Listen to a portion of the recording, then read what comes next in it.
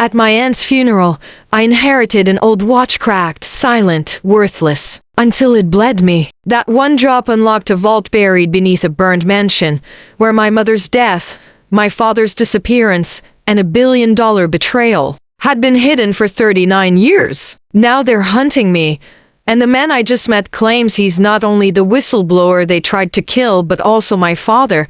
My name is Celina Hart, and I used to believe in perfect lives. I believed in vows and loyalty, in the structure of love like beams in a house, until I discovered how easily the walls could lie. It all started the day I returned to Ashgrove, my childhood town, a place my mother once called a cradle of secrets. I hadn't set foot there since I left for university. Now, 5 years later, I was back not by choice, but by inheritance. My Aunt Viola had passed away in her sleep, leaving behind an eerie Victorian house and an antique shop packed with forgotten things. The letter she left me was simple. "You must come home, Celina. You must finish what your mother started." Those words haunted me even before I arrived. I moved into the house on Willow Bend, a structure with narrow hallways and creaking floors that groaned like they remembered too much. Viola's things were untouched. A pot of dried lavender hung on the kitchen window. Her notebooks were stacked on the dining table, all dated in a precise hand. On my second night there, I found the first clue, if you could call it that. A torn page tucked inside Viola's typewriter read only this: "It wasn't an accident. Start with the watch." I didn't know what watch she meant, but I couldn't sleep after that. Not with the shadows outside my window, not with the attic door creaking open on its own. The next morning, I visited the antique shop. Viola had named it the Memory Attic. Dust coated the windows, but inside, everything was meticulously arranged. Porcelain dolls with glassy stares, clocks that hadn't ticked in years, wooden boxes sealed with tiny gold latches, and in the far right corner, a glass display held only one item, a pocket watch with an emerald engraving on the lid. I reached for it. As soon as I touched it, I felt the room shift, not physically, not obviously, but something changed. The smell of the room, the faint ringing in my ears, the flicker of memory I didn't recognize. The watch was engraved with initials R.H. That night, I had a dream, or maybe it was more than that. I was standing in Viola's bedroom. The room was covered in white sheets. A voice whispered from the shadows, "You must go back to where it began. The thread isn't broken. It's just hidden." I woke with sweat on my neck and the taste of rust in my mouth. Later that day, while sorting Viola's documents, I found a faded photograph, my mother, Viola, and a third woman whose face had been scratched out. On the back were the words, "We were never supposed to tell her."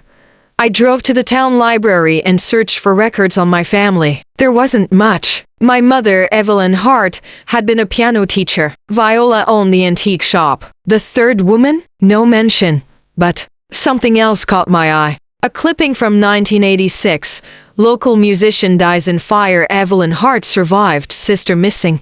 That couldn't be right. My mother never mentioned a fire. She told me her sister died in a car crash. So who was missing? The librarian, an older man with watery eyes, glanced at the name on the article and paled. "You're Evelyn's daughter," he said. I nodded. He leaned in close, whispering, "They never told you, did they, about Rhys Halbrook?" "Who?" He pulled out a book, an old town ledger. Rhys Halbrook was a local clockmaker. The article said he vanished 3 days after the fire. Police ruled it as arson. There was suspicion, but no charges. One name appeared again and again in the margins. Viola Hart. I drove back, heart thudding against the steering wheel. The watch. R.H. That night, I opened Viola's bedroom closet. At the back, behind a row of coats, I found a wooden panel. I pushed it aside. A staircase. It led down not to the basement, but to a hidden room beneath the floor. Inside was a cot, a pile of journals, and a typewriter identical to the one upstairs. On the wall were newspaper clippings, sketches of watches, and photos of a man with green eyes and salt and pepper hair. The same watch hung on a chain in the center of the room. Everything was covered in dust, except for one item, a letter, freshly Sealed. It was addressed to me. Celina, if you are reading this, it means I have failed. The truth was never mine to bury, only to protect. Your mother loved him, and I betrayed them both. He didn't die in the fire. He's still out there, watching, waiting. The watch holds the last clue, but only when wound by blood. My hands shook. I picked up the pocket watch, turned the dial, and felt a sharp prick on my thumb. A drop of blood hid the emerald. The watch clicked once and opened. Inside was a folded note. Find the veil. Under it lies the contract they died for. A scream rang out from upstairs. I bolted up, but the house was empty. The front door is still locked. No sign of anyone. I couldn't sleep.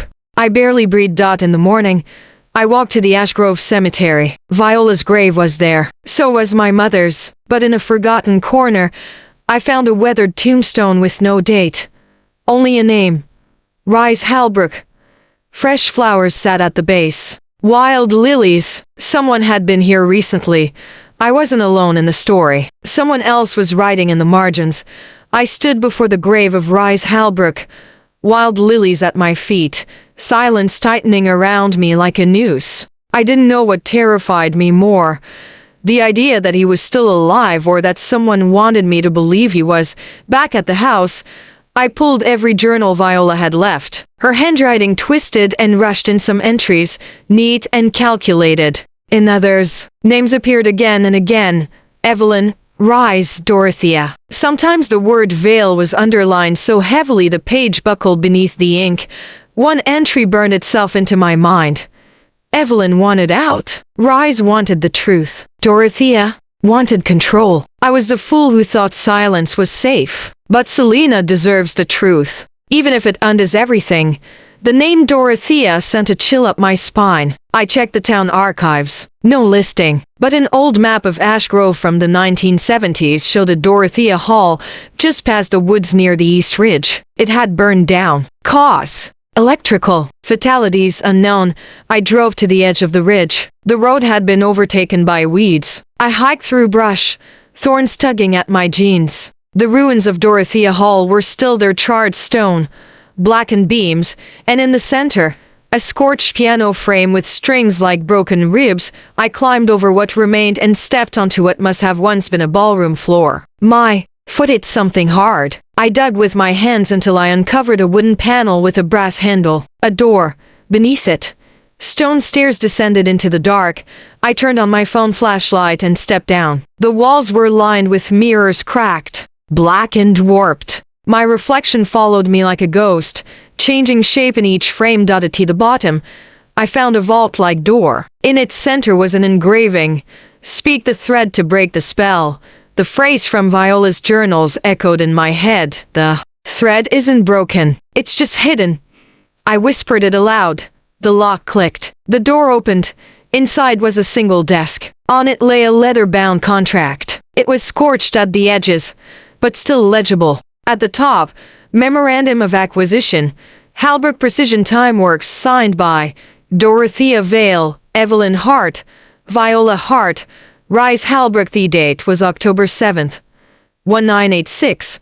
I flipped through the pages. This wasn't a business contract. It was a confession. Rise had discovered that the company his family built was being used for illegal identity rewrites. Clock components hidden with microdata, sold under the table to espionage brokers. He'd threatened to go public. Dorothea, Viola, and Evelyn's mentor and investor had arranged a cover-up. The fire was staged.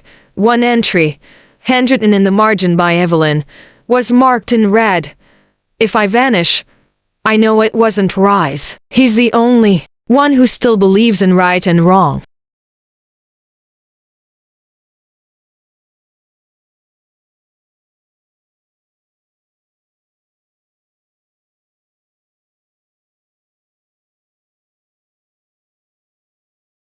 I sat there, breath stuck in my throat. Everything I thought I knew about my mother was unspooling into ash. Then I heard footsteps above me. Slow, deliberate. I slipped the contract into my bag and turned off my light. The footsteps moved closer. Pausing at the top of the stairs, I held my breath. My pulse banged in my ears, then a voice, low, male, calm. You were never meant to find this, Celina. I recognized that voice. It was from my childhood. Storytime by the fire. The man in the dream called me Little Star, but I had no name for him then. Now I did. Rise. I turned on the light. He stood there, older now, but the green eyes and salt and pepper hair matched the photos perfectly. His expression was neither hostile nor kind, just sad. You knew my mother, I said. He nodded. I loved her, he said. We were going to run, but Dorothea made sure we couldn't. She told Viola to pick a side. Viola chose silence. She said you were dead. She wanted to believe that. It was easier than living with the truth. Why are you here now? Because you wound the watch, he said, his voice catching. You have her blood. The fail-safe was built into the emerald. Only someone with Evelyn's blood could open the lock. She made sure of it. I looked at him, tears burning behind my eyes. She died thinking you were dead. And I lived every day knowing I had to protect the lie. He stepped closer. The contract you found isn't just history. It's leverage. Dorothea didn't die in that fire. She just changed names. She runs a foundation now. The Hart Veil Trust. They're still selling secrets. And you, Celina, just became the only threat to them. My hands trembled as I pulled the contract out. He didn't take it. He just looked at me. You have to decide, he said. Burn it and disappear with me. Or use it and risk everything. I need time, I whispered. You don't have time, he said. They already know you've opened the vault. A sharp bang rang out above us. Gunshot.